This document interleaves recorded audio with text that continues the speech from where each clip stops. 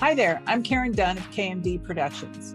From the equipment manufacturers to the engineers to the business people behind the scenes. Over the years, every member of the Pro Audio corner of the music industry have become family to me, and it's my job to bring the whole eclectic crew together.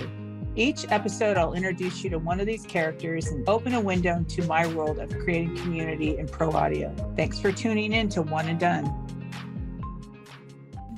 Today, we'd like to welcome Ebonie Smith. She's a producer, engineer, singer-songwriter, and founder, CEO of Gender Amplified. Welcome, Ebonie. It's great to see you. Great to see you, too. Glad to be here. Yeah, we've never actually met. The one time that we've talked, you were in the car on your way to an appointment. So right.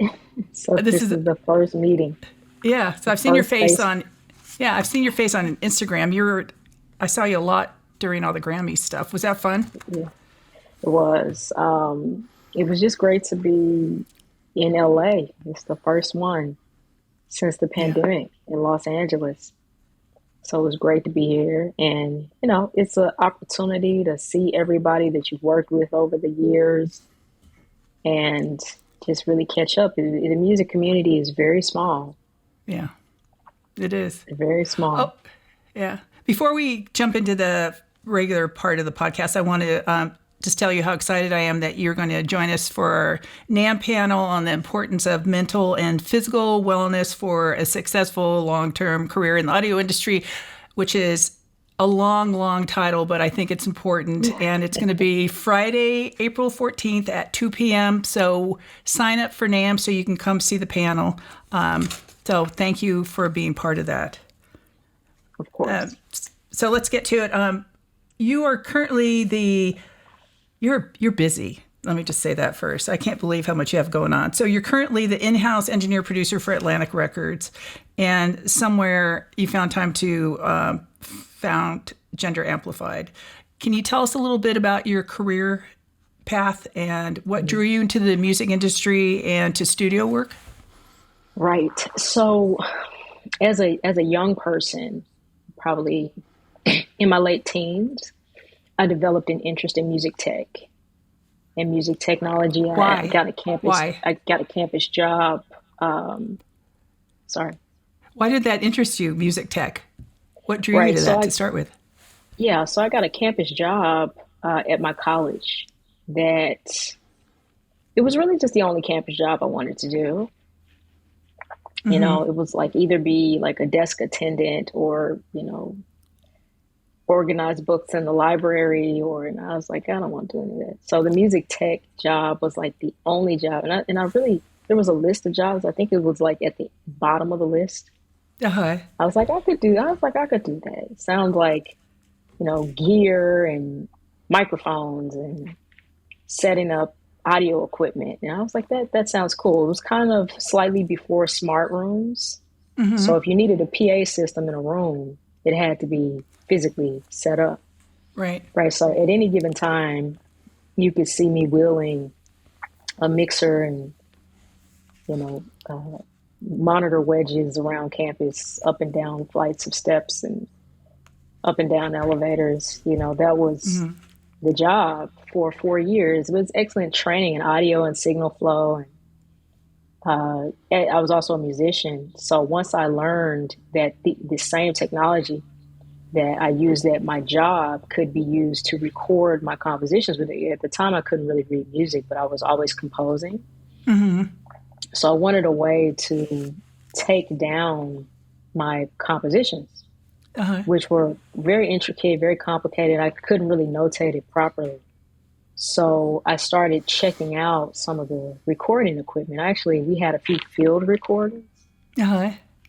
And so I started checking out field recorders to actually record my demos. I go to a piano room, record the demos, and with one mic. It was very, very rudimentary. I didn't know anything about studio. So obviously, once I learned that there was such thing as multi-track, coming to the 21st century, it was a multi-track studios. I could record multiple instruments and have multiple channels. I didn't know anything about that. And I realized that there were virtual studios like GarageBand, and so I got into GarageBand in my sophomore year of school. And then from there, obviously, I learned that the software was actually based on an actual physical concept of the multi-track sound disc. And I started becoming quite curious about that. And, you quickly run out of, you know, applications like GarageBand are introductory. Uh-huh. So you run out of functionality very quickly. I quickly graduated to Pro Tools, and the world was open to me after that. I wanted to know everything I could, and I was a novice, I didn't know the questions to ask. So anybody that was interested in music, I was picking their brain, trying to figure out what are the questions to even ask as far as getting into multi-track recording, making albums and making records. So that was the initial light bulb, if you will, Uh-huh. for me. So you've worked as a songwriter, producer, engineer, and you're a performer. Do you have a favorite role among all those? And if you do, which is your favorite and why?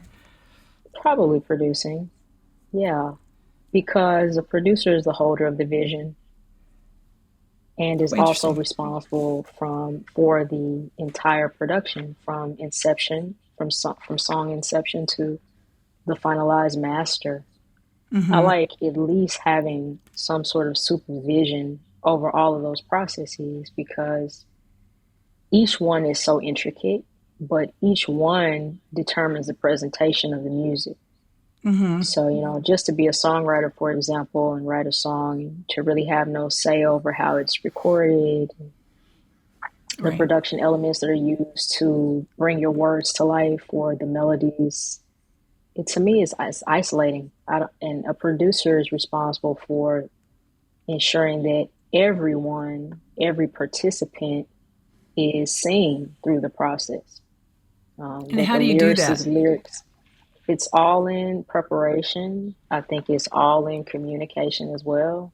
And holding a vision that you can share across all the processes and with all of the participants, right? Making sure everybody has buy-in. So when you are working with a new artist who you haven't worked with before, how do you start that vision? Is it the artist comes with their vision to you and then you expand on that, or do you work on the vision together? How does that work? I think we work on the vision together. It can be dreary to be dictated to. Some artists have very strong visions for what they want, and if it aligns with my interest, then it's fine. But I think it can be very disheartening for an artist to come to you for something that you don't do or that you don't do exceptionally well, and then you find yourself trying to conform to something that is not even really of interest. I think that's one of the benefits of being a freelance producer or independent producer, because you get to have some say. As an in-house producer, you don't. In-house engineer, you just really the hands or the technical support for an artist that doesn't have the know-how to get the best out of the technical functionality. So it sounds like through all this, it's the creative aspect of music that you enjoy the most. Right. I think it's all creative, though. Let me just clarify that by saying I think engineers are the most creative people in the music business right now, Yeah. because they No, have to problem solve on a level right. and that is almost just as creative as the engineer, the programmer of the machines. These are very creative positions. But I Oh, think yeah. the point I'm trying to make about production is the fact that the producer is responsible for the whole process and is no all the creative processes. The producer is responsible for at least understanding on some basic level, so as to bring all those parts together in the end. Now, will you turn artists away who have a vision that you are not interested in, or you don't think that you can help them with their project? To be honest, I always try. I always try. I rarely turn anybody away, for better or for worse. I'm gonna try. Um, it's as opposed to saying I don't do that. I like the challenge, and Uh-huh. sometimes I'm not the up, the right producer, and that's fine. But at least I know that, and it's because I love to learn that it's always great to not necessarily be able to meet the artist where they are, because usually what happens is I'll learn a lot from that, and I'll know if there's something I need to go learn specifically or go study. I can go study, but I love a good challenge. It's rare that I say no, I don't like that, or I don't do that, or. Uh-huh. Now, I think it might be tough for maybe some new engineers, younger, who are, just new in the field, that if they're faced with a situation that they don't know how to do, it might be easier just to say, no, I don't do that. I don't know how to do that. So you need to go somewhere else. It really takes courage and guts to be able to say, yes, I'll do that, not knowing how to do it and then go figure it out. Right. I mean, I think what helps me is the fact that I have such a robust engineering skill set, right? There's a difference between saying, I've never done a country record, but let's try, versus going, I don't know how to work Pro Tools, but I'll record your album. Like, You're right. Yeah, that's true. Yeah. I think there's a difference between It's a difference. Yeah. those two ideas. So, since you are proficient in all these different skills, have they influenced you? Like being an engineer, has that influenced how you produce? Being a songwriter, has that influenced how you engineer? How do all those things work together for you? Um, I think that it's just great to have an understanding of each role, right? Uh-huh. I'm not a mastering engineer, but I've done some mastering. I master a lot of my tracks, even though I'm not a mastering engineer. Some of my mentors, some of my best mentors are mastering engineers. Like that's what they do for a profession, So Uh-huh. I can always talk to them about certain things, and I know intimately what they do. Being a tracking engineer, mixing engineer, being a programmer, knowing how to work seamlessly across DAWs, and also being a musician, being a songwriter. To me, it's just more tools with which to color. There's no process that I don't know something about. I think it can be frustrating for a creative to not understand something. You don't have to have expertise in everything, but to understand it on a basic level helps to demystify it, and that process helps to relinquish fear and creates a bit of freedom. I like that I can walk into any studio and know what's going on. I Yeah. don't I don't have to have worked there. I pretty much most studios are pretty much laid out the same way and have a lot of the same gear, you know, and I have no fear because that process, I've worked for over 10 years to demystify the studio culture process for myself versus to if you're just an artist, maybe just a songwriter, sometimes being in a studio environment, great artists completely deflate just out of fear and anxiety because they just don't, being in a studio is so foreign. Yeah. I'm thankful that I have the capacity to work in a very minimalistic space just as easy as, any of the biggest studios because of my skill set is diversified enough to know how to make use of any space. And there's a freedom that comes with that. So, what do you think is the best part of being an in-house engineer for a label? And what's the most challenging? I think the multitude of projects you get to work on, I've been able to amass credits across genres. I've worked in Latin music, I've worked in musical theater, hip hop, R&B, worked on country records at the largest level. And that's because at a major label, there are diversified product offerings, right? Uh-huh. It's a major label is comparable to a Walmart, in the retail space, or a target in the retail space. They have so many types of products, so many types of genres are represented, and I've been able to diversify my skill set in that way.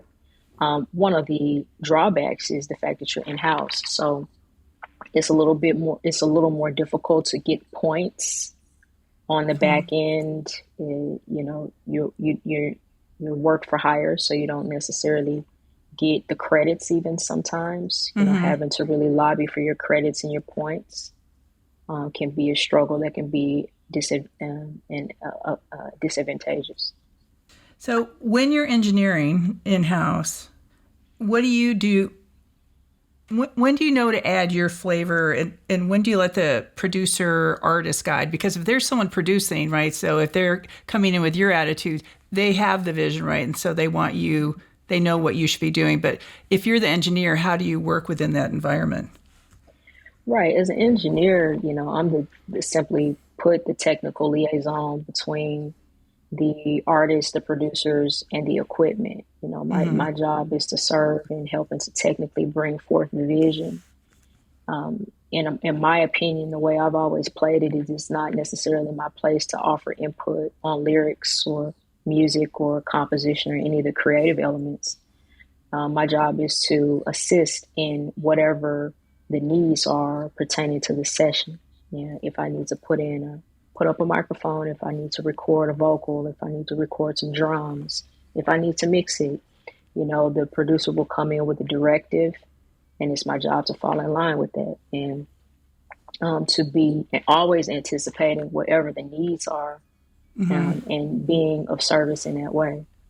Sometimes artists come in and they don't have a producer, or the producer is open to having me creatively engage, and in which case I will.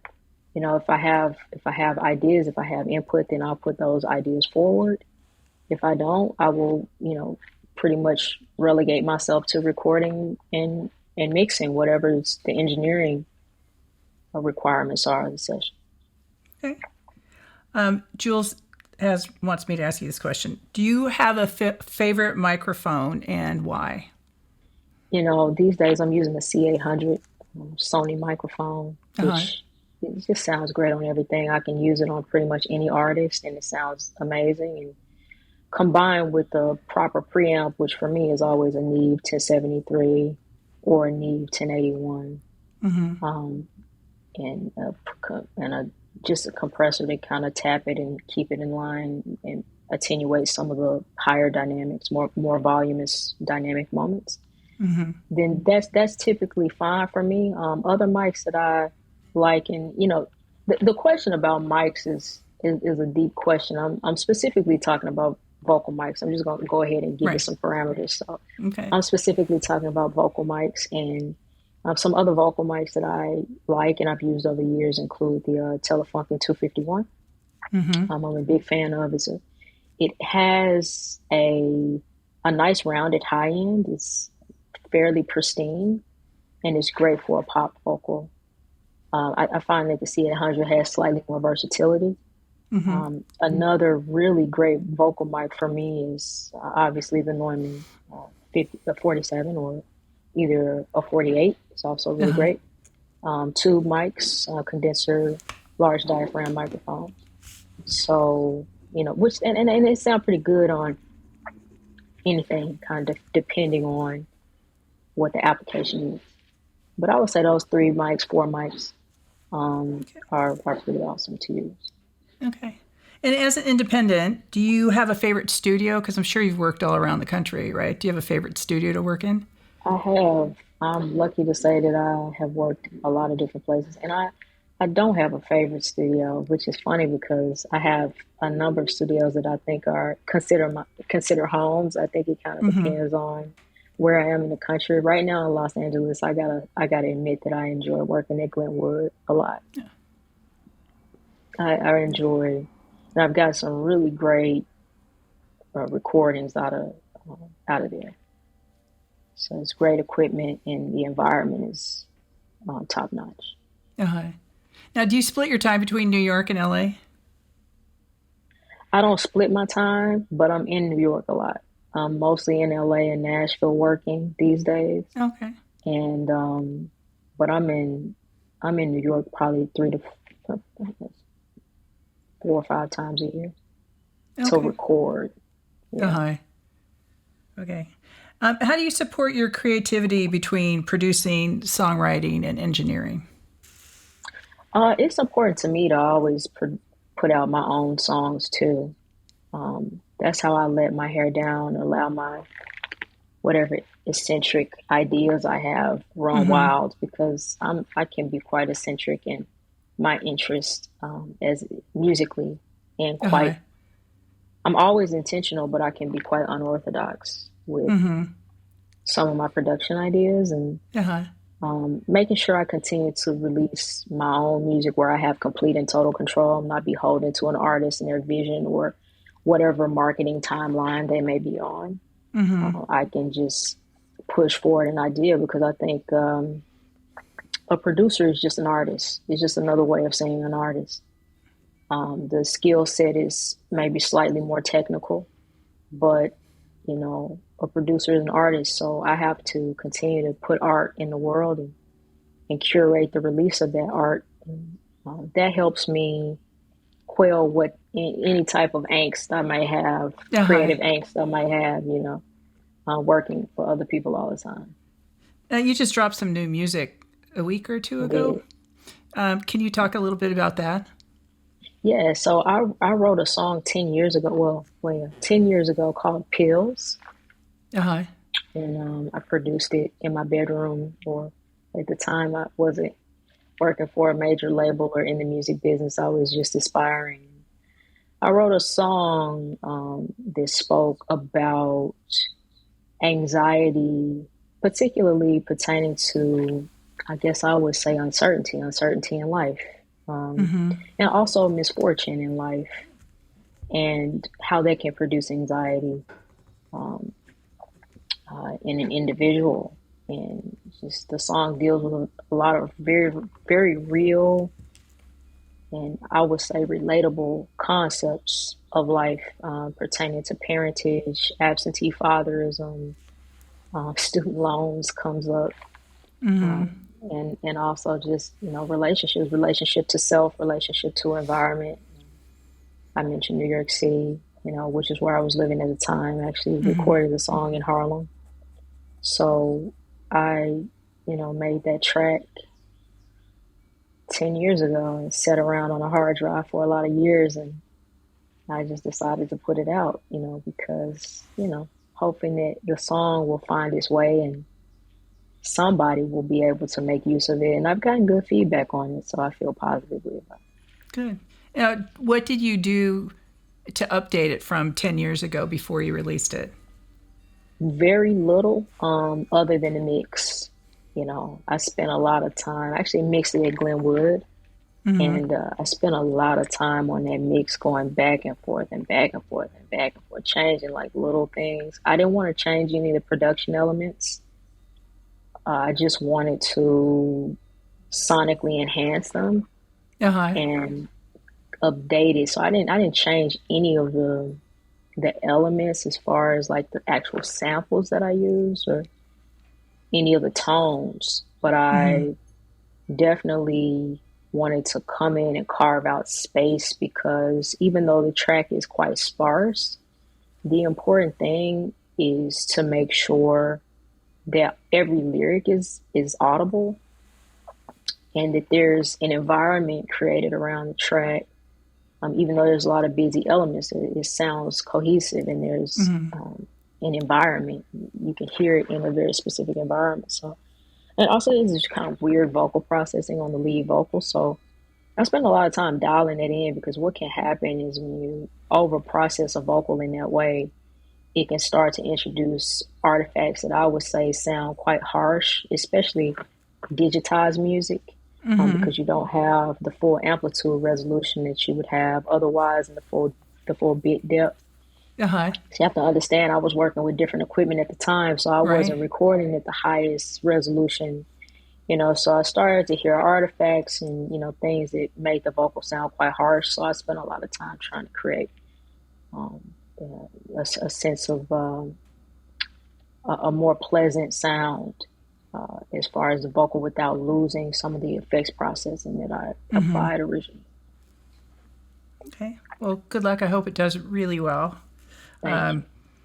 Before we talk about gender amplified, one of the main topics that we talk about, and one of the reasons I started this is because I love the pro audio community, and we talk a lot about community. So I want to ask you, what does community mean to you, and how would you describe your pro audio and music community? I think it's a great question. For me, community is about sharing and is about identifying like-minded energies, right? Because human beings we're the sum of our energies. Right.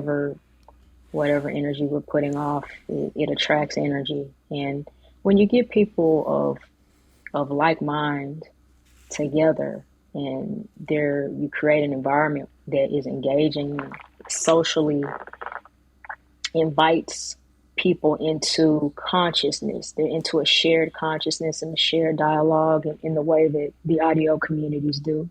There's always an element of growth, communal growth, that each individual can experience, but also the collective can experience together. And I think that's what I really enjoy about being a part of audio community is you gather in a group of people who, on the most basic level, want to be a part of a world that is dedicated to making things sound good. Right. At the most basic level, that's what we want. That's our objective. At the more granular level, you have all these individuals with specialized approaches to that. And it's when we combine our ideas and our specialized knowledge together, we're able to push forward the audio community in a very meaningful way. And it's where you get all these wonderful advances in technology. Really, advances in technology are just advances in thought. Right. Somebody had to dream this up, and I'll give you an idea. The founding of Antares, it was the result of a dinner party. So the founder of Autotune was at a dinner party with some colleagues, and one of the wives at this dinner was jokingly said to him, "Why don't you create a box that I can sing into and instantly be in pitch?" And knowing what he knew, once again, he had specialized knowledge about digital signal processing and had been studying how one can actually automate pitch, quantize pitch. He was able to actually create the guts of what became Autotune, right? From a dinner party, right? So you get a bunch of people together who have similar interests, who have an interest in things sounding better, and create an environment where there's open communication, there's the open sharing forum for ideas to be protected as they leave the mind through the mouth into the atmosphere. It creates a wonderful environment where you never know what could happen, what could transpire, what idea can be transplanted into a person's mind who has the specialized ability to bring it forward technically, what that could actually produce for the world. So that's what community means to me. And with all communities I'm a part of, I'm always trying to think, how am I contributing to a discourse for change? At the most basic level of conversation, to the more complicated level of implementation, how am I actually contributing to that change process? It's super interesting, I think, that when you get a group of people together who are like-minded, maybe not so much, but together, and you can just express ideas like this, the wife, right? Just randomly to say that. It's so amazing how the whole community can grow based on just some offhand remark. It's just the process and the fact that you're in this environment where that's encouraged, who knows what it will spark between different people. So I think that's totally, totally awesome. I totally agree with that. Yeah. I mean, she felt safe. I like to also stress that she felt safe. I think audio communities have done a better job in recent years of making sure ideas have a safe space to germinate. Yeah. because had she have felt intimidated by bringing that up, who knows? Yeah, Who yeah, knows? We may never yeah, have the advancements that we do today. yeah. So, tell me about Gender Amplified. Why? How'd you get inspired? Nice shirt. How'd you get inspired to create that? Because there are other resources for women now, right? Different programs are out there. So, what was unique about Gender Amplified, and why'd you create it? Well, we did our first event in 2007, Oh, so you've and been around for a while. well, we've been a thing for a long time. We Yeah. incorporated in 2015 Okay. on the urging of a friend of mine that thought I should take that next step. But originally, Gender Amplify started off as a senior thesis project when I was in college. It was not, I was not trying to found an organization. Uh huh. It kind of goes back to my campus job. I was working as an audio tech at school, and day by day, falling more in love with music production and audio engineering. And I told my thesis advisor, I was like, listen, you want me to write a 100-page paper? I'm going to drop out. Like, if I can't do this, I was so sick of school. I was like, if I can't write a paper on something I care about, then I'm out. And she was just like, well, I was like, can I write it on women music producers? And she was like, sure. Like, I was like, okay, cool. It shall be called Gender Amplified. And I went on my business and doing interviews with women music producers all over New York City. Uh-huh. And I started finding these women, and they were so cool. I was like, oh, wow. I went to Queens and met one lady. I went to Brooklyn and met another lady. They were all technologists. They were all genius in their own way. And I learned so much from them. I was just inspired by meeting them. And I felt like it was a disservice that they did not know each other. So that's where Gender Amplified came from. Is we did a conference that accompanied my music thesis paper. So I went back to the same advisor, and I was like, listen, I'm meeting these women, and I've also met all these founders, because organizations around dedicated to the advancement of women in producing and DJs is old. Like, that's old. Like, when I started my thesis paper, I met all kind of women who had founded organizations very similar to Gender Amplified. They had been Uh-huh. around since the 90s. So one particular founder I met founded an organization called Femix.com, and she became my mentor and basically was like, listen, if you want to do a conference at Columbia University, I will support you. Like, you need to, she was the one that was like, you have all these connections and relationships at this big university. You should try to use that for something. Like, if you want to do a conference or something, I'll help you out. And she kept her word. I submitted a project proposal like the next week to my thesis advisor. I was like, listen, can we do an event? Can we do a panel like around these women that I'm meeting? I was like, I think it's something here. And she was like, okay, cool, I'll help you. And I was like, I also want to bring on the founder of Femix.com. And she came to every meeting we had. It became a whole separate job. I had my campus job. I was planning this conference. I was writing my senior thesis, and I was putting records out, And it became a whole thing, but it was because of the support that I had from my college that I was able to get it all done. And so then I graduated, and I thought that was it. I graduated and I went off to NYU for my master's program, and I thought it was it until I started seeing the same things over and over again as it pertained to equity for women in music production. And I was meeting women, once again, I was meeting women that didn't know each other, and that, women producers and engineers. I felt like, okay, there's something here, if I can corral these people so that they can all meet each other. And it has become one of the tenets of Gender Amplified is connecting points. I think that's actually the thing we do the best, is connecting these producers that otherwise wouldn't know each other. But that's how it all started. Okay. So what are some of the key aspects of the program? So we have pretty much 3 pillars, that we focus on. So it's education, It's exposure and celebration for the producers that are there. I think one of the statistics that has come out of the Annenberg study is that less than 3% of producers represented at the chart level, at the Billboard chart level, are women. And the thing that I always mention is, do we know all of them? Right? We should Right. know all of their names. Like there's still a lot of people. Yeah. Like no Nova Wave just took home a Grammy the other night for Cuff It. They produced Cuff It by Beyonce. It's not a lot of people talking about that.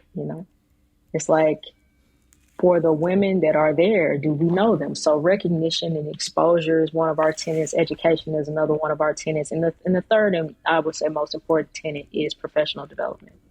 So we reach our mission statement through curating camps, music production camps. We started the pilot program at NYU in 2019. The program is called the Control Room Series. It's invite only. And the idea behind the program is to take a select number of producers that we can really keep tabs on and use these camps as a means of providing opportunities to them that they would not ordinarily have. Getting them in the room with artists, getting them in the room with brands, and helping perpetuate their careers. We are dedicated to the music going somewhere. It's not just about coming to the camps and producing and meeting people, although that's a very important aspect of it. Mm-hmm. But we also attempt to identify resources for the music. So our last camp, we were able to place one of the songs into a Universal Music film. A Universal Pictures feature film called Tripped Up. That was exciting. The producers got paid, and obviously they get that credit in the credits, and get to be a part of a major film release. Our next camp, the producers will be getting paid once again to make a sample pack for Serato, a major music production and DJ platform. So, it's our camps are about, creating an opportunity for our producers to get paid, and also for them to build their careers through these partnerships that we've developed and curated specifically for them. The last thing I like to mention is Gender Amplified. We own no rights. We take no publishing. We are a conduit. We're a connecting organization. We help to build the relationships and foster the self-esteem of our producers, so they can go get after it themselves. And so we don't try to insert ourselves in any of the rights ownership. We're just the organization that's out here trying to do the good work. Yeah. See, which is all part of that community we're talking about. Yeah. I like that. So you said it's invite only. How do you find these producers? Yeah, so we've done a considerable amount of outreach on Instagram, actually, and it's been our number one driver. I use my own name to push things, and we have an application process that we, as a digital application that we put together. We've had so far about 80 applicants who have applied. We haven't been able to place all of them in our camps. We have our current cohort that we've been focused in on for the last 6 to 7 months. But we are attempting to pull together resources that we can give to the other, 50 or so applicants that have not been placed in the camp. One of the reasons is invite only is because we can only service so many people. We are a small nonprofit, and we want to have impact, right? We're not just about numbers, how many people we can cycle through camps. We're about how can we actually help these producers get a leg up in the business, because opportunity is the way that they can be seen and heard. And the only thing that is going to change the conversation around women producers is their work. Right. Period. Right. Yeah. So it's important that they amass credits, and we can only really service so many in helping them do that. Now, how many people come to the camp? So we have 17 in our last 2 camps. We have a studio partner in Brooklyn called Hyper Ballad. They've been so gracious with us. They also are a post house and a music production house And that's how we were able to get the placement for the Universal Pictures film. So they have 3 rooms, and we run those 3 rooms um, simultaneously each day of the camp, and we mix and match the producers each day.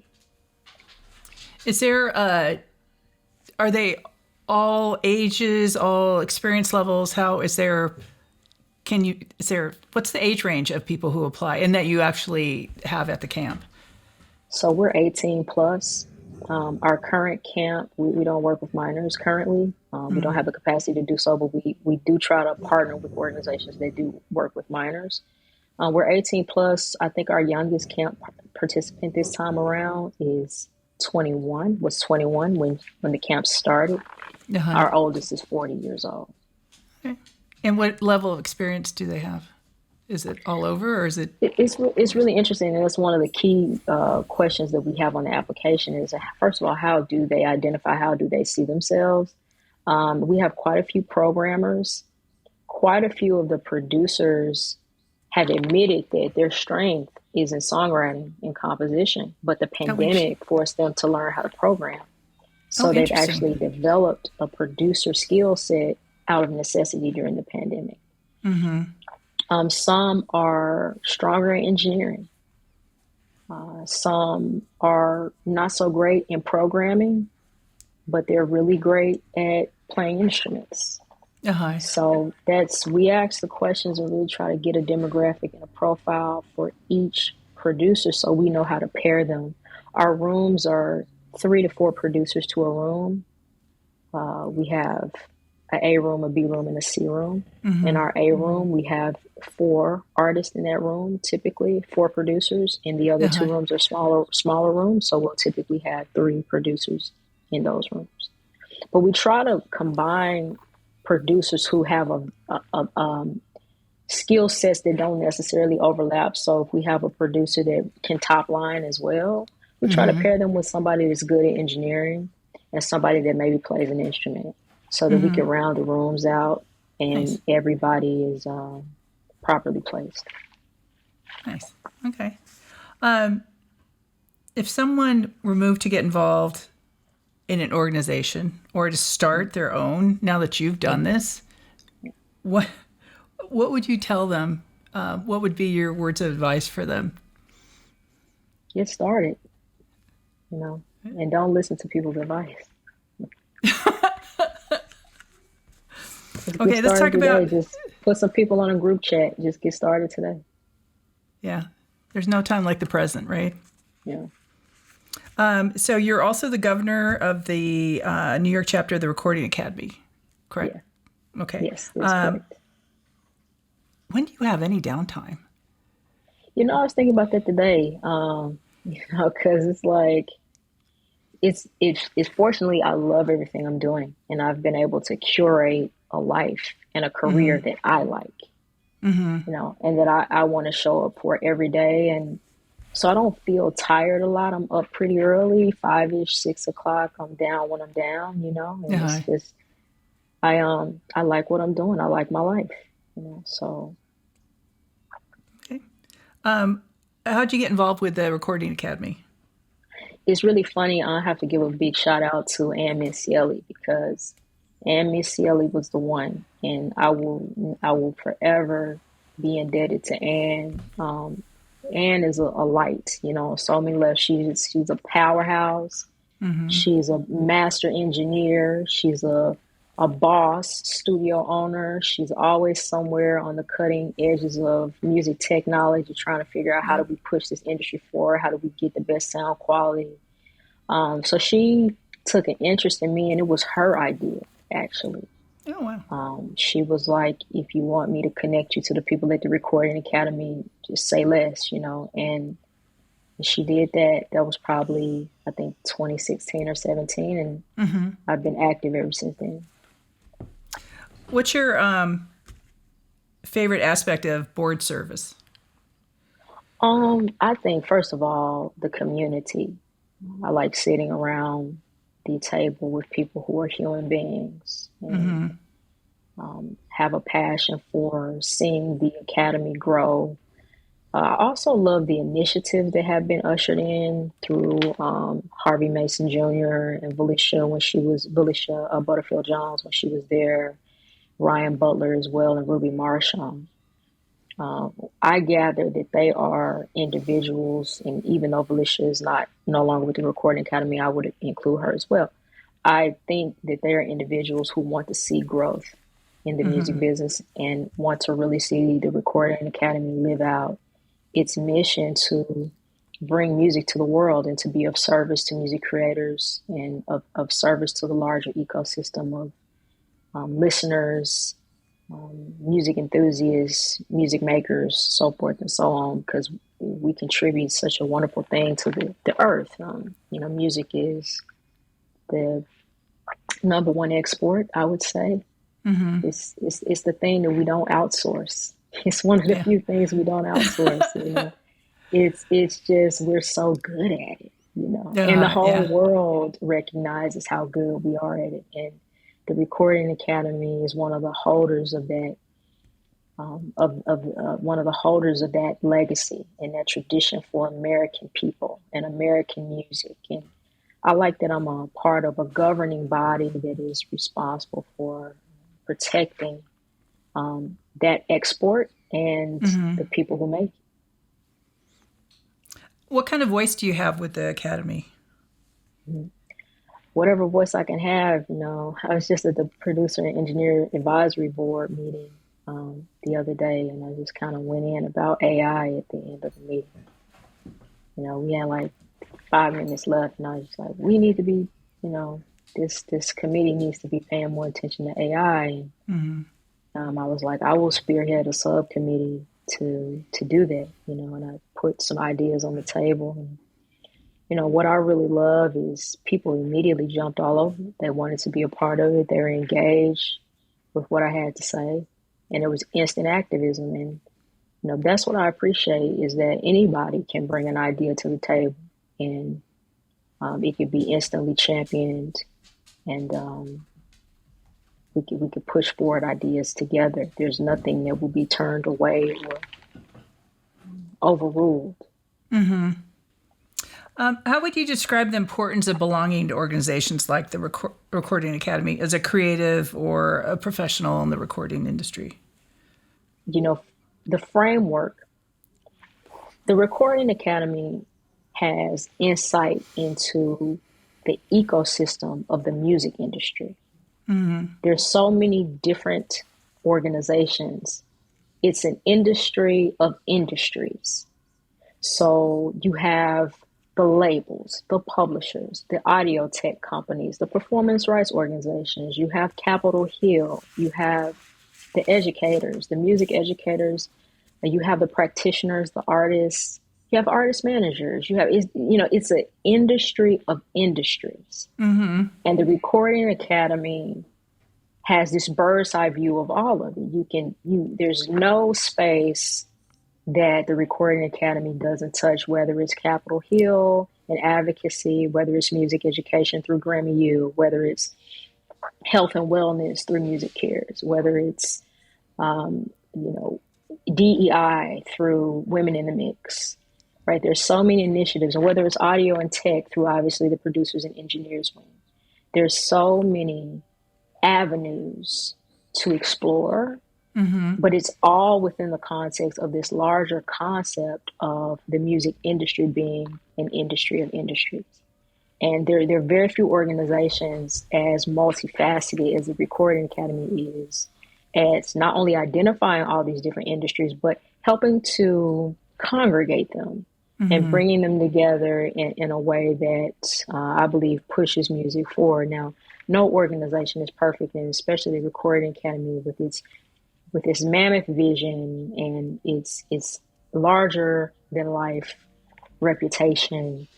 It is an organization of volunteers, organization of people who come together with a real passion for the music business and wanting to understand the relationship between the actual manufacturing of music product and the vision of musical excellence, how those things come together. And it's great. I feel smarter being a part. I feel smarter being a part of it. So I think it's a good thing. I've never thought of it being an industry of industries, but that's so true. Yeah, I Yeah. hadn't thought about that at all. Um, I don't know how you could have more goals, but I'm sure you do because you are so busy. So, what do you have? Certain things you're trying to accomplish? Is there anything new and big that you're thinking you want to try? Well, right now with Gender Amplified, my goal for the last, I would say 15 years has been founding our own studio. And I think we're getting closer and closer to that Great. goal. Hopefully, we'll be announcing some things soon. We've actually done some staffing, made some staffing advances this year. We brought on an executive director. We brought on an operations manager last year. We have a business manager now. We have a PR team that we work with. So we are, moving for this big push towards this vision of building a space where we can actually have our community feel completely supported and fortified. So that's really, for me, where all roads end. Uh-huh. Everything that I do in music is for the sake of one day building the Gender Amplified Institute of Music Production and the Recording Arts. Oh, very cool. Very, very cool. Okay, so one of the things we're going to talk about in the panel is just life balance, right? Yeah. Balancing work and not work. So, what do you do when you're not working to achieve or rebalance yourself? hmm I have a morning routine, which includes, Bible study, working out, and journaling.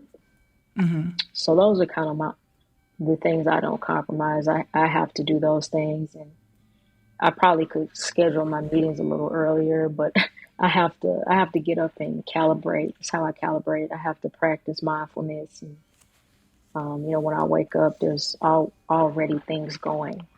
Already trying to. I'm sending emails in my brain, doing all these things, and so I have to take that beat to identify what it is that I want as a person, as a human being, right? There's what I want out of it, my industry, and there's what I want professionally, but then there's what I need from life. Because I will leave here one day. And the most important thing is to have acquired some measure of peace, to have injected my life with joy and laughter and a sense of harmony and community within myself, and also to have conquered my vices on some level. Every day we wake up and there's some vice staring you in the face, and so it's very important for me to look very critically at the things that may bring my life down and attempt to implement disciplines and strategies for getting the most out of each day by subverting whatever there is that might be in my path that's hoping to subvert me, right? So, and sometimes that stuff is mental, sometimes it's spiritual, so that's why my spiritual disciplines are very important, because it is the reading and the consulting of ancient wisdom that helps to keep me on the right path, because conventional wisdom is an important thing, but I try to often fact check it, next to ancient wisdom, so I don't chase my tail around here, and I keep my head on straight. And as far as I don't that's one of the things I do, but like I don't really go out there much. I'm not a partier like that.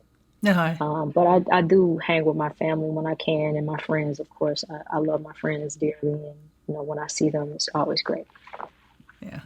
See, I try to work out all the time, but my issue is I wake up, I start looking at my email, which I know I'm not supposed to do. And if I'm really busy, if I'm on deadline, it's like, nah, I'll go work out tomorrow. So it's so hard to have the discipline to, knowing it's an hour or an hour and a half out of your entire day. It's really hard for me sometimes just to realize that and go do it, because I always feel better. My mind feels clearer, whatever, So. Yeah. Great I for you that you can understand. do So that I every had the morning. advantage. I just started off young as a child, working out every day. So I was an athlete for a long time. So I never stopped working out. I just never, Uh, like, even after I stopped playing ball, I just kept, you know. so what But sports did you also, play? I played basketball for a long time, very competitively, and I gave it up for music. Wow. I played basketball. I started playing basketball in fifth grade. I played through freshman year in college, but I thought the women on basketball teams were incredibly aggressive and mean. So I also played volleyball. So I stayed with volleyball through college because there was a net separating the teams, so you didn't have to worry quite so much. And I could Right, only right, shoot at the yeah. top of the key. That was my only place I could shoot. So, okay, last question. And I ask everybody, this is all my last question. So we're going to meet up in LA and we're going to go out to eat. So, and I won't make decisions if I'm not working. So where are we going to go eat? What are we eating or drinking? What are we talking about? And what kind of music are we listening to? Okay, so keep in mind, I don't know LA like that, but Oh, we could do New York if that's better. no, I don't know New Okay. York half the time because those restaurants change every five Yeah, days. that's true. It's hard to keep a restaurant in New York. Yeah. Okay, LA, I'm gonna just be safe and say Okay. Cafe Gratitude. We're Okay. eating at Cafe Gratitude, which is a vegan place. But don't fret because they have something for everybody. Even though it's vegan, all the food is good. Okay. And lots of non-vegans eat there. So we're there and we're listening to Fleetwood Mac, the Tough album, Good choice. and we are what's the last? What are we talking about? What are we talking about? We're talking about music. What else do I ever want to talk about? Talking about music, talking about SZA's album, we're talking any number of musical subjects, audio, we're talking about music. That's all I talk about ever. Okay, that sounds great. Well, thank you so much for being part of this. I look forward to seeing you at NAMM in person. And Yeah. this was great. It was really great to get to know you from this podcast.